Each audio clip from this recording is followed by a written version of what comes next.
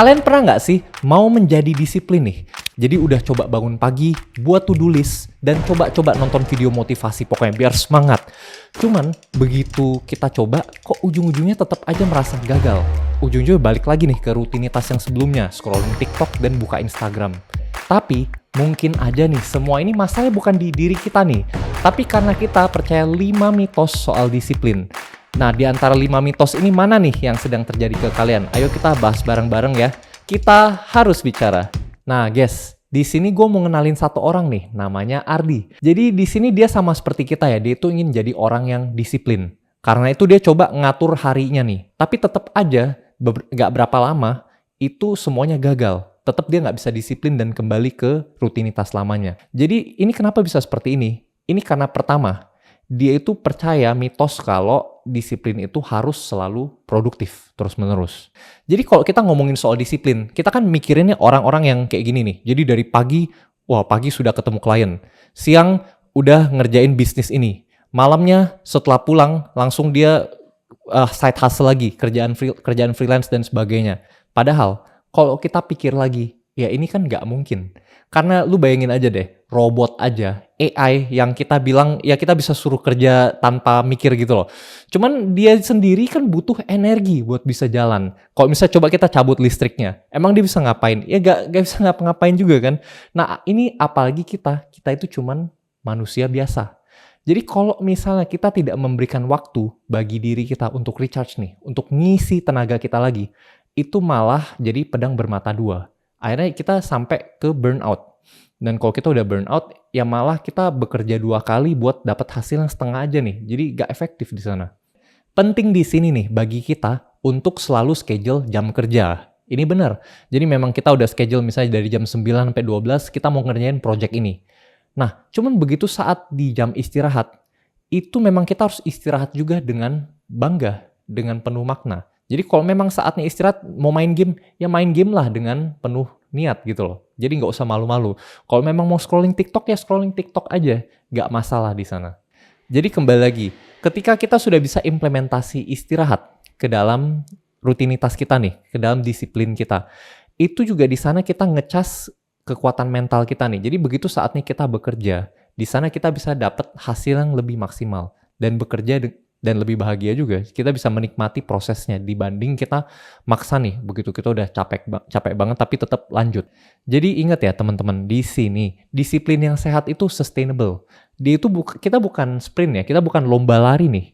Kita itu lari maraton. Kita berusaha untuk lari yang bukan cuman ya setahun 2 tahun, malah kita kan hidup berpuluh-puluh tahun nih. Jadi kita harus punya sistem yang bisa dibawa jangka panjang juga. Bukan kita bisa dapat hasil banyak hari ini, tapi tahun depan sudah teler. Dan yang selanjutnya nih, kita sering percaya ya kalau disiplin itu soal tekad nih, soal willpower. Jadi kita kalau lihat orang-orang yang sukses, kita kan pikir mereka itu hebat banget kontrol dirinya ya. Jadi memang bisa nih konsisten bangun pagi setiap hari. Jadi kerja dari pagi sampai malam itu soal tekad nih. Sedangkan kalau kita itu ya kadang-kadang mau berhenti nonton TikTok aja susah. Jadi emang kita kadang-kadang merasa disiplin itu gak mungkin nih. Padahal sebenarnya orang-orang yang sukses itu ya, kemungkinan besar mereka punya willpower, tekadnya itu mirip-mirip nih sama punya kita. Bukan berarti jauh-jauh banget. Mereka itu juga kadang-kadang merasa males. Tapi mereka punya strategi. Orang sukses itu seringkali bukan lebih kuat nahan godaan nih dibanding kita. Tapi mereka itu lebih pinter mengurangi godaan. Jadi mereka nggak usah pakai tekad nih untuk setiap keputusan yang mereka harus buat. Contohnya aja, dari pagi hari lah. Kita kan setiap kali mau keluar, kita harus bingung dong, hari ini mau pakai baju apa ya? Tapi coba kita lihat kayak orang-orang sukses nih, kayak dulu terkenal kan Steve Jobs ya, dia selalu pakai baju yang modelnya sama-sama terus. Itu bukan berarti dia nggak pernah ganti baju gitu, bukan berarti dia jorok. Tapi artinya dia di bajunya itu, di lemari bajunya semuanya bajunya memang sama. Ini kenapa? Karena dia sadar nih, kalau kemampuan berpikir kita itu terbatas. Itu ada yang fenomena yang namanya decision fatigue. Jadi kalau kita disuruh buat keputusan terlalu banyak nih setiap harinya, itu kita akan lelah. Dan ketika kita harus buat keputusan yang penting nih dalam hidup, itu tenaga kita udah habis. Nah, karena itu mereka selalu mengurangi keputusan-keputusan yang tidak penting. Jadi kalau udah saatnya mereka membuat keputusan yang benar-benar penting, itu mereka punya energi maksimal. Jadi kalau kita mau aplikasikan ini ke hidup kita ya, contohnya kita mau disiplin berolahraga nih, kita harus buat olahraga itu senatural mungkin. Jadi benar-benar itulah yang akan terjadi nih, tanpa kita harus banyak mikir lagi. Jadi contohnya, kita begitu sebelum tidur, kita udah pakai baju olahraga. Jadi begitu bangun pagi, udah pakai baju olahraga nih, gak usah ngumpulin niat pagi-pagi buat harus olahraga. Udah gitu mungkin gini nih, pagi-pagi mau sarapan, jangan siapin sarapan di rumah. Jadi kalau mau pergi sarapan, kita harus lari dulu misalnya ke Indomaret terdekat. Semakin sedikit kita harus mengambil keputusan, maksudnya semuanya itu udah semakin otomatis ya, semakin mudah juga kita untuk disiplin.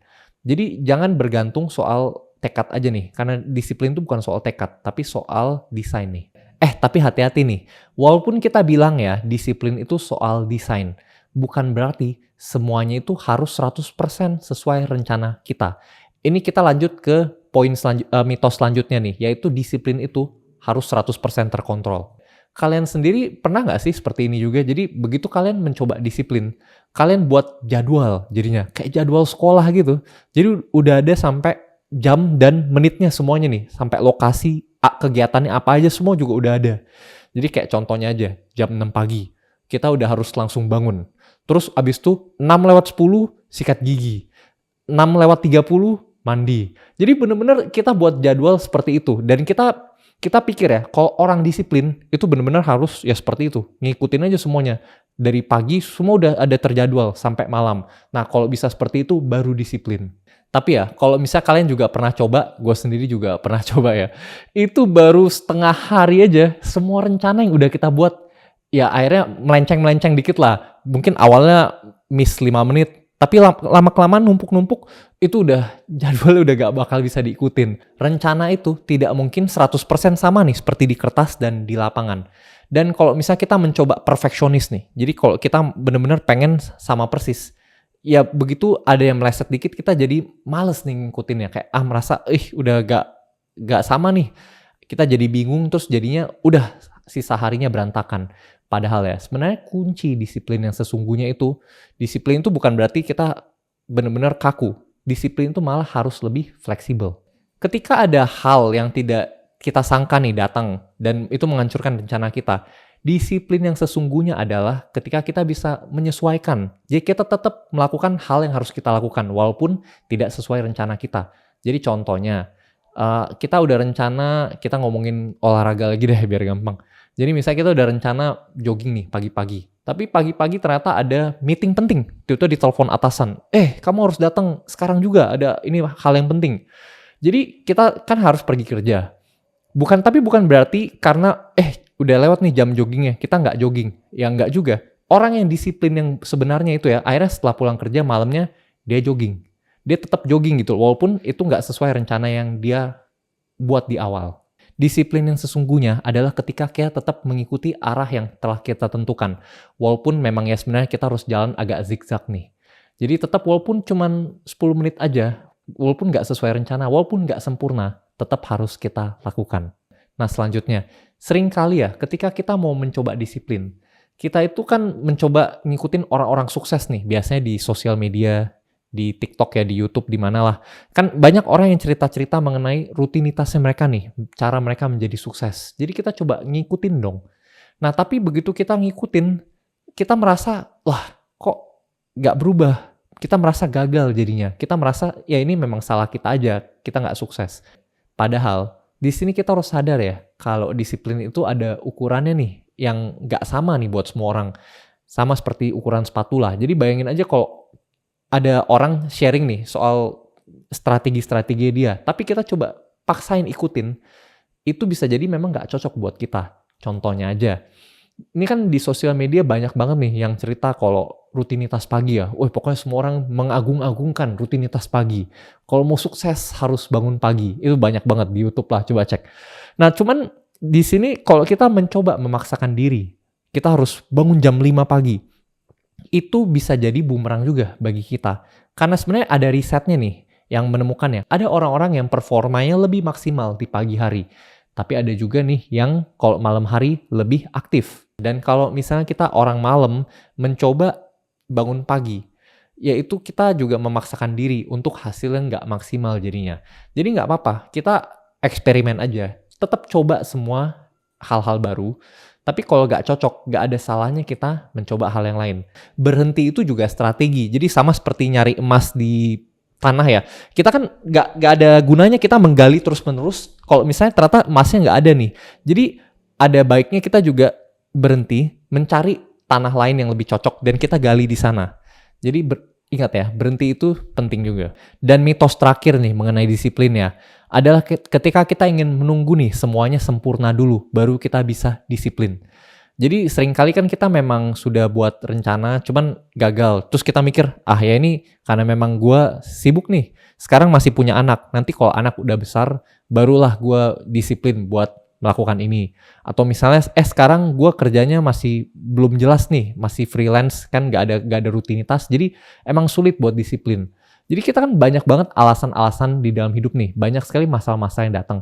Dan kalau kita berusaha nunggu dulu nih, sampai semuanya sempurna dulu, baru kita bisa disiplin, ya nggak mungkin juga.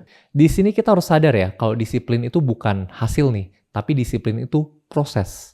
Jadi memang nggak apa-apa nih, setiap kali kita buat rencana, setiap kali kita tentukan arah dan kita gagal, di sanalah kita sedang memperkuat disiplin kita. Jadi ketika kita gagal dan kita tetap mencoba maju, itulah pertumbuhan terjadi. Di sanalah benar-benar kita sedang membangun nih fondasi dari disiplin kita. Disiplin itu bukan hasil dari hidup yang rapi ya, tapi malah alat untuk merapikan hidup kita. Jadi nggak apa-apa kalau misalnya saat ini kita masih hidup tidak teratur nih. Jadi memang kadang kita harus bangun jam 7, kadang harus bangun jam 10, kadang harus tinggal di sini, kadang harus tinggal di situ. Kan memang beda-beda terus tiap harinya. Tapi malah inilah saatnya kita untuk tentukan arah nih. Tentukan hal yang mau kita lakukan tiap harinya. Walaupun gak harus di jam yang sama. Gak harus di tempat yang sama. Gak harus sesuai rencana kita. Tapi justru itu, di sana penting sekali bagi kita untuk bisa menentukan. Jadi pada saat kita sedang panik nih, di sana bukan kita nunggu tenang dulu baru kita narik nafas. Tapi malah kita narik nafas agar kita tenang.